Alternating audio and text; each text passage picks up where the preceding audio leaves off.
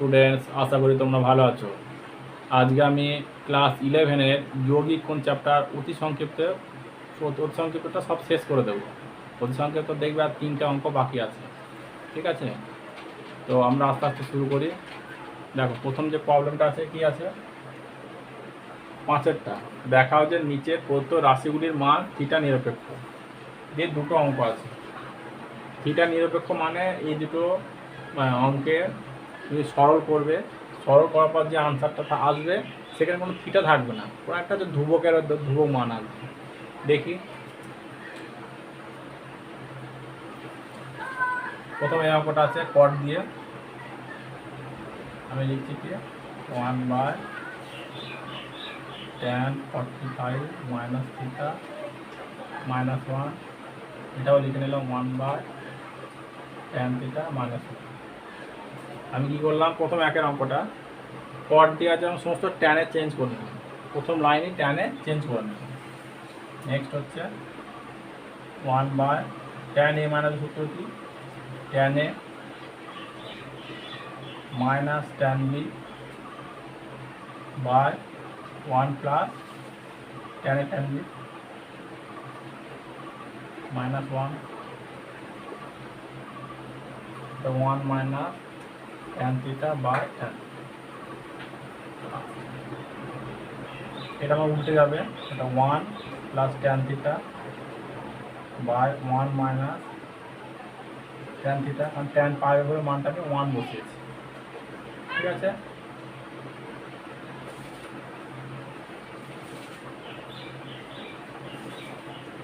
এটা cross out করো, cross out করে দেখবে আমার 1টা কেটে যাবে, তাহলে আমার হয়ে যাবে উপরে 2 tan থিটা, লস আউট হচ্ছে 1 মাইনাস tan থিটা, এখানে আছে 1 minus tan theta by tan theta.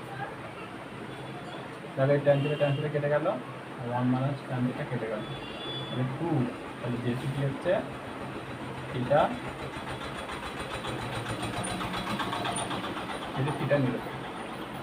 তাহলে দেখো আমি এখানে কি করলাম, আমি এখানে যে অঙ্কটা দেওয়া আছে আমি কটের সূত্র কিন্তু মুখস্থ করতে বারণ করি ছাত্রছাত্রীদের, বলি সবসময় ট্যানের সূত্রটা মুখস্থ রাখবে, কটের অঙ্ক আসলে ট্যানে চেঞ্জ করে নেবে। আমি ট্যানে চেঞ্জ করে নিয়েছি, প্রথম লাইন আমি ট্যানে চেঞ্জ করেছি, tan a মাইনাস b সূত্র লিখেছি, tan 45-এর মানটা বসিয়েছি আমি 1, আর এটা উল্টে গেছে, লস আউট করা হয়েছে, আর একে দিকে সেম কেটে গেছে, তাহলে একটা মান এসছে 2, তার মানে সেখানে কোনো থিটা নেই, সো এটা থিটা নিরপেক্ষ,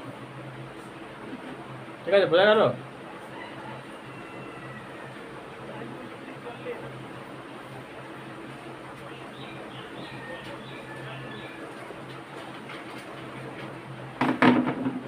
নেক্সট দেখো 5-এর দেখে 2-এর অঙ্কটায় দেখো, cos square π/4 plus theta minus sine square π/4 minus theta এর মানটা থিটা নিরপেক্ষ দেখাতে হবে। দেখো এই অঙ্কটা দু রকম প্রসেসে করা যায়। দেখো, প্রথম cos স্কোয়ার আছে, cos π/4 প্লাস থিটা তার whole square minus sine π/4 minus theta তার whole square. cos a plus b, cos a plus সূত্র কি, cos a cos b minus sine a sine b minus sine a minus সূত্র sine a cos b minus cos a sine b, এর মানটা হচ্ছে 1/√2 cos theta minus whole square 1/√2 cos theta minus sine. দেখো দুটো একই জিনিস, তো কেটে কেটে 0 হয়ে যাবে, এই টোটাল জিনিসটাই কেটে যাবে। তাহলে আমি কী করলাম, এখানে cos a প্লাস বি আর সাইন a মাইনাস সূত্র জাস্ট বসিয়েছি, বসিয়ে 45-এর মানটা বসিয়েছি, দেখো এই দুটো কেটে গেল, তাহলে 0। তার মানে 0 হওয়া মানে কী হবে, লিখে দিতে পারবে যেটি থিটা নিরপেক্ষ হয়ে গেল। বোঝা গেল? এই হচ্ছে একটা প্রসেস। আর একটা শর্ট প্রসেস আছে।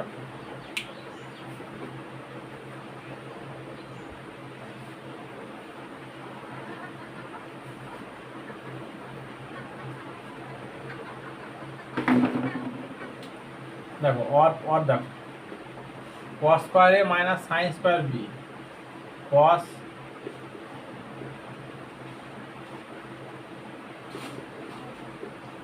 a plus B into cos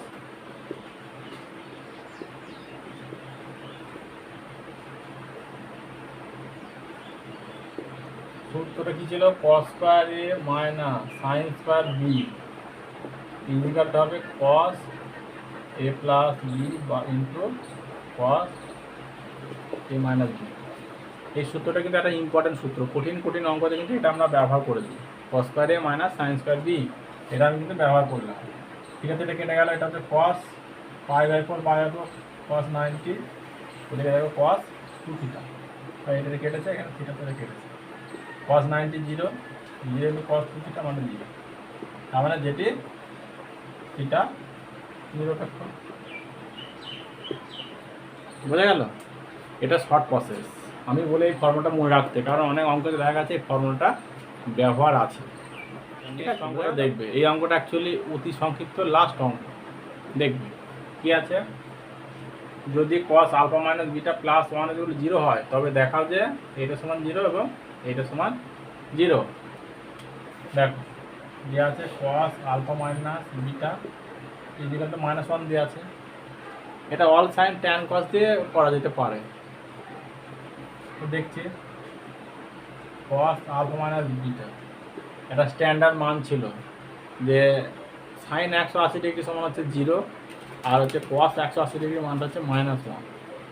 so মেরে cos 180 মানে হচ্ছে পাই, cos পাই মানটা হচ্ছে -1, তাহলে আলফা মাইনাস বিটা সমান হয়ে যাচ্ছে পাই। এখান থেকে তুমি আলফা মানটা পাই। এবার যে অঙ্কগুলো দেওয়া আছে, দুটো পার্ট দেওয়া আছে। প্রথম পার্টটা কি আছে, তুমি এর নিচে লিখতে পারো cos alpha plus cos beta. আমি আলফা জায়গায় মানটা বসাচ্ছি pi plus beta cos beta, এটা মানে 2 into 90 plus beta plus cos beta. এটা কোথায় আছে?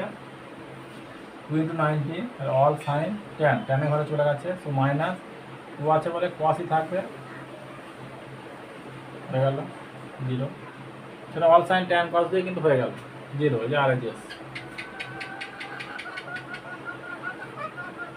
একটা পার্ট হয়ে গেল। আর একটা পার্ট কি আছে, সাইন আলফা সাইন বিটা, একইভাবে মানটা বসাবো।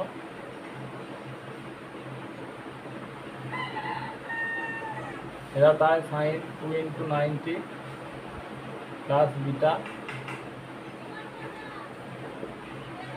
এটা 3 নম্বর ঘরে আছে, 2 আছে বলে সাইনে হবে, কেটে গেল, তাহলে 0। দেখো RHS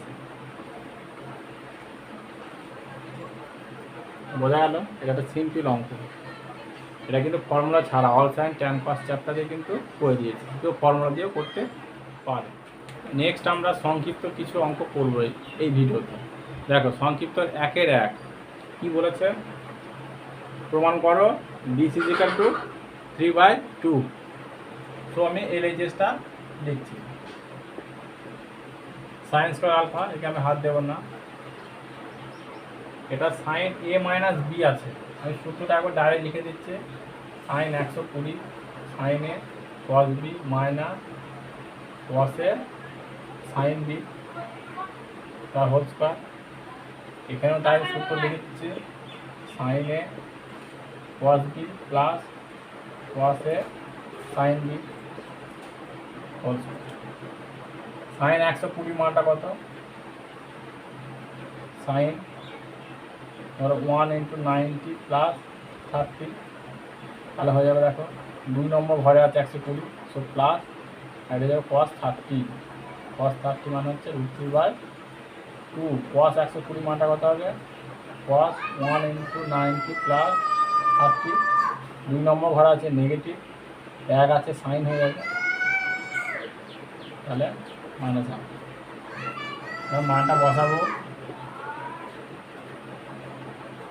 সাইন 120 মান হচ্ছে √3/2 cos আলফা মাইনাস, এটা প্লাস হয়ে যাবে half sine alpha whole square, √3/2 cos alpha minus half sine আলফাটা whole square. a plus B into a minus beta whole square. কার সূত্র এটা? আমি দেখতে পাচ্ছি এটা 2 ইন্টু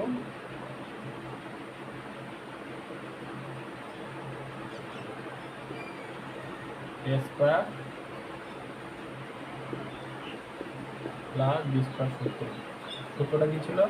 a প্লাস বি তার whole square plus a minus B তার হোল স্কোয়ার সমান 2 into a square plus B square. এটা ছিল সূত্র। এটা কি হচ্ছে?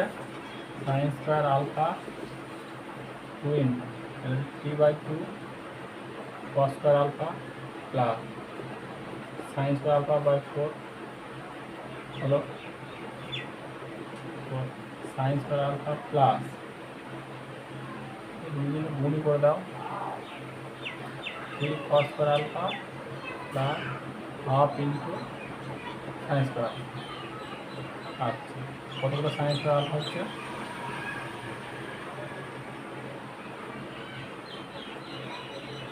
সরি, এটা 3/4 ওটা 3/2 সাইন স্কোয়ার আলফা। দেখো যোগ করলে 1 plus half 3/2 sine square alpha হবে plus 3/2 cos square alpha. 3/2 common নিয়ে নিলে sine square plus cos square alpha মানে 1। এই যে আরেকটা